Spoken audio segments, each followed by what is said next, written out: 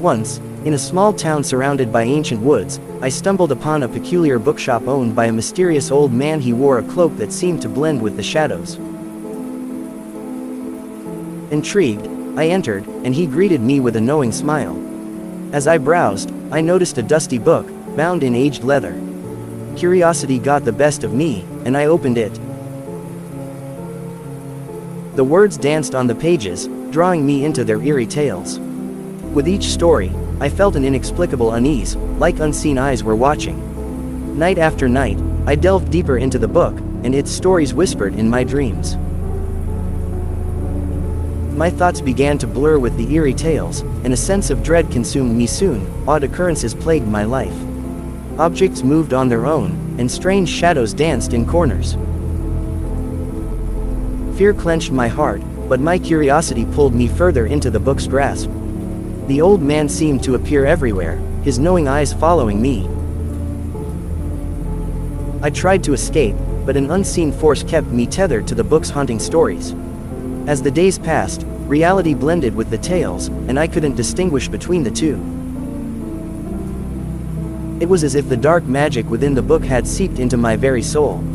Sleep became a nightmare, and I often woke gasping for air, feeling an invisible presence choking me. I tried to burn the cursed book, but it resisted my every attempt, as if it had a will of its own. My friends noticed my transformation, but I couldn't explain the terror that plagued me. The book became my obsession, and I retreated from the world, lost in its malevolent grip. One fateful night, as the moon shrouded the town in darkness, I saw the old man again. He beckoned me to the woods, and I followed, my feet moving on their own. The trees whispered, and the ground beneath me seemed to come alive. The old man stood before an ancient stone altar, and in a chilling voice, he spoke of the book's dark origins. It was a vessel of ancient magic, meant to consume souls. I felt trapped, and the book's power tightened its grip, suffocating me in fear. As he revealed more sinister truths, I realized that the book had chosen me as its next victim. My mind raced, searching for a way out. Desperation pushed me to confront the old man. To break his control over me, I mustered every ounce of strength and demanded to be released from the book's grasp. The air crackled with energy, and the old man's eyes glowed with anger. In that moment, I understood that the key to breaking free lay in accepting the reality of the book's horrors. With trembling hands, I recited the stories aloud, acknowledging their darkness, embracing the fear they evoked. The old man's hold weakened, and the book trembled in response. The ground shook beneath us, and the woods cried out in protest. As the final tale left my lips, a blinding light enveloped me, and I felt a surge of power emanating from within.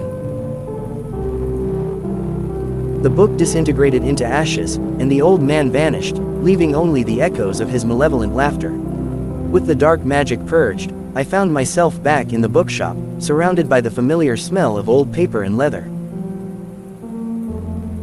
The shop looked untouched, as though nothing had happened. Had it all been a hallucination? I couldn't be sure, but one thing was certain: the terror that had held me captive was gone. In the days that followed, I tried to move on, but the memories of those haunting tales lingered. I couldn't shake the feeling that a part of that darkness still resided within me. To make peace with my past, I decided to share my harrowing experience with others, warning them of the dangers lurking in the shadows of curiosity and dark magic. As I shared my tale, I discovered that I wasn't alone. Others had encountered the book, and some had even succumbed to its malevolence. Together, we formed a support group, offering comfort and understanding to those who had been touched by the book's sinister influence.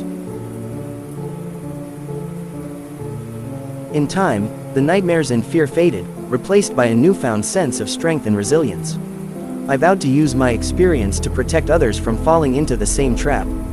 The bookshop, once a place of fascination and dread, became a symbol of triumph over darkness, a reminder of the power of the human spirit to conquer even the most malevolent forces. And so, my tale stands as a cautionary reminder that within the mundane, there may lie ancient magic waiting to ensnare the unsuspecting. But in facing our fears, accepting the darkness within, and supporting one another, we can emerge stronger, casting aside the chains of malevolence and embracing the light of hope and resilience.